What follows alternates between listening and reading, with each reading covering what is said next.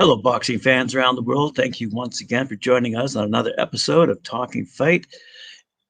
Joined with me today is Christian from the Friday Night Panel, and we're going to be discussing the Olympics, specifically boxing at the Olympics this July, hopefully.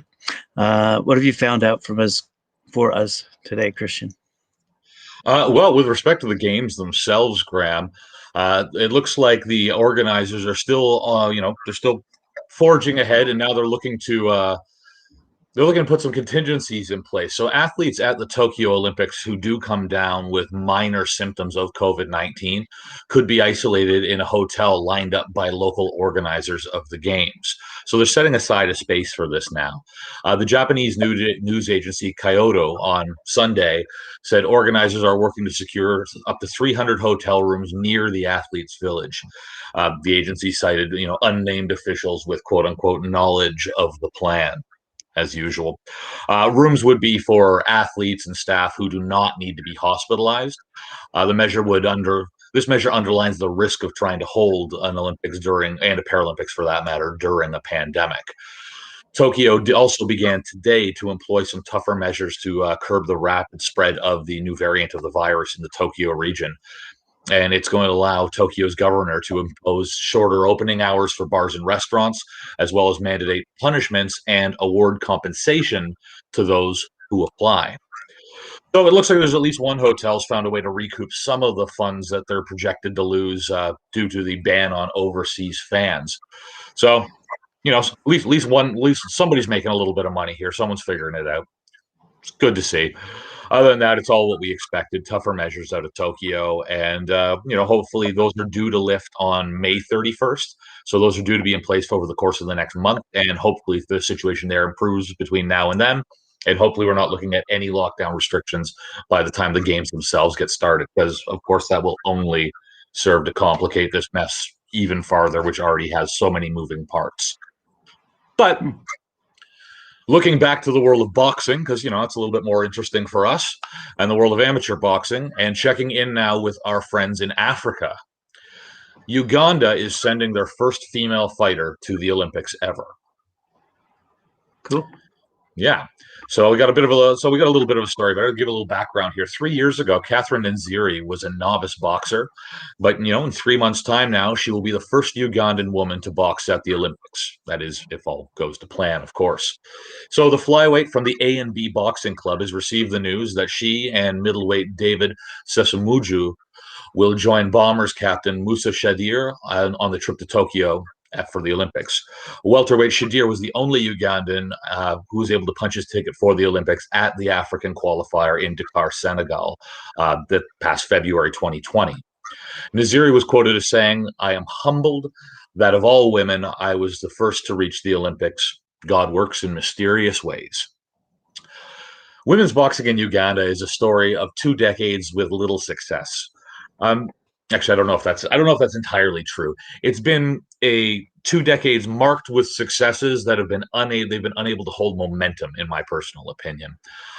Like at the inaugural African Women's Championship in Cairo back in 2001, Irene Semakula and Miriam Nakulago both took home gold medals and then virtually vanished from the scene.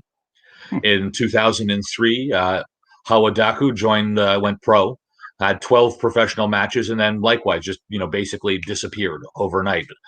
In 2014, Helen Beleke and Diana Tulinabo, Maureen Ashemabo, and Diane Atwine went on to the Women's World Boxing Championships in Jeju, Korea. Then likewise virtually faded into oblivion until Beleke returned with the win of bronze at the 2019 African Games in Rabat, Morocco. Beleke missed the Tokyo 2020 trials in Dakar, but 5 women competed for Uganda. 3 had first-round losses, and 2 were stopped in the semifinals. Eventually, one of them, Naziri that is, would get a ticket to Tokyo, the first Ugandan woman ever to do so, as mentioned. So Naziri first tried boxing back in 2015 at the Agre Memorial College in Bunamawaya, on the outskirts of Kampala. But after her O-levels, she ended up quitting boxing to pursue vocational studies, saying, I focused on a job for living. 3 years later, she resumed boxing and was able to take home a silver at the 2018 National Intermediates under her first coach, Mohamed Seskanjako, who then switched her to the A&B club. And she settled and ended up having to settle for silver at the 2019 National Open. As University of Payne's Grace Nankinja took home the gold. I love that. The University of Payne. Grace Nankinja took home gold in the flyweight women's youth category that particular year. So at the National Olympic Trials in January 2020, Naziri defeated highly rated Teddy Nakimuli in a 3-2 bout to take the flyweight ticket to the African qualifiers in Dakar. Now, she was quoted as saying, and this is a little sad. She was quoted as saying, "Opponents and fans doubt my abilities." She says, "During my road workouts, strangers provoke me, saying things like, 'Even if I'm dead drunk, you can't beat me.'" It's not the most accepting of societies when it comes to seeing women in sport, let alone women in combative sport. But according to her, she says that just pushes me to work harder and prove the doubters wrong.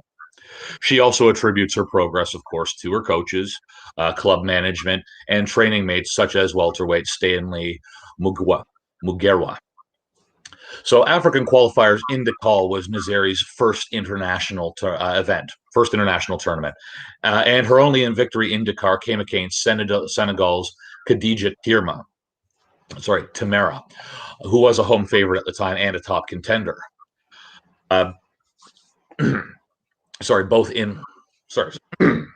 Something stuck in my throat there, Graham. Thank you. Sorry. So both of these fighters, where do we leave off there? So yes, Khadija Temira. So both of these fighters were untested up until this point in the tournament, having both of them received buys to take them straight to the quarterfinals of the tournament. Naziri was able to hold her own and win a marginal 3-2 decision in that first bout. Now, she failed to duplicate that success, though, in the semifinal against Algeria's Romeisa Boualam, which, of course, that narrowed her path to Tokyo. Her coach, Sesenjaku, explains she made a mistake of going all out without guarding herself, and that's a weakness that we're going to try to fight. Naziri got a second chance, but again, she lost to Kenya's Christine Ongare in the only women's third place box off at that tournament. As a side note, Kenya's Christine Ongare, she's definitely going to be a name you guys are going to want to keep in the back of your head for when this Olympic tournament starts. She is going to be one to watch for sure. Naziri recalled, I felt really sad and disappointed getting that close and missing out on the opportunity. So just when Naziri and the others who failed to secure a ticket to Japan at Dakar contemplated the very last qualifying hope in France, we all know the rest of this story. COVID-19 strikes. The Olympics as well as the qualifiers get postponed to now, this year, 2021. And then last month, the IOC drops the bombshell that the world qualifier in Paris is canceled. And as all of you guys know, 53 slots are then allotted according to ranking based around the world. So therein comes Naziri's luck. Uganda's Olympic Committee announced that Naziri and Samuju had qualified for the Tokyo Games based on their rankings. With 200 points, Naziri ranks 12th in the world in women's flyweight and 4th on the continent. But she qualified because the top 3 had already qualified via the African Olympic qualifiers. So Naziri is currently training at her home club, the A&B, and will be joining the national training camp in May. So, we, of course, wish her all the best of luck. Hopefully she is able to take home a medal in this tournament, be the first woman from Uganda to box in the Olympics, and maybe be the first one to take home a medal too.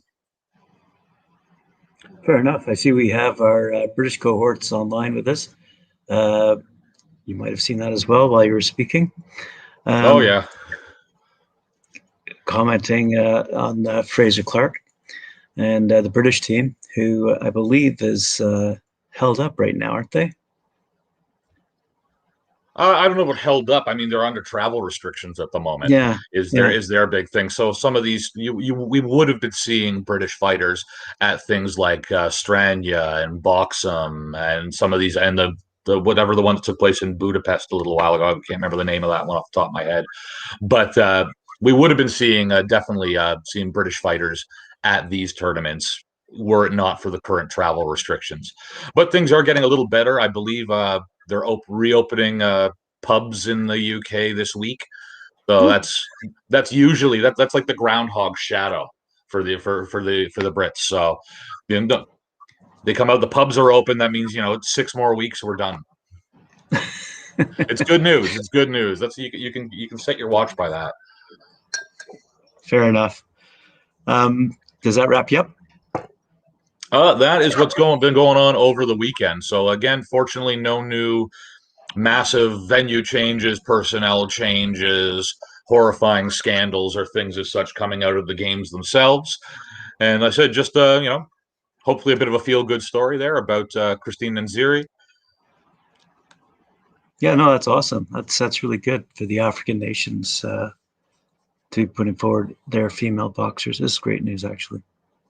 Mm-hmm. I'm looking forward to them. I really am. It's going to be a great competition. Well, if that's everything, then I thank you for that update, and as do the viewers. Hello to our friends over in England and around the world, and we'll see you tomorrow, Christian? I'll be here. Thank you very much.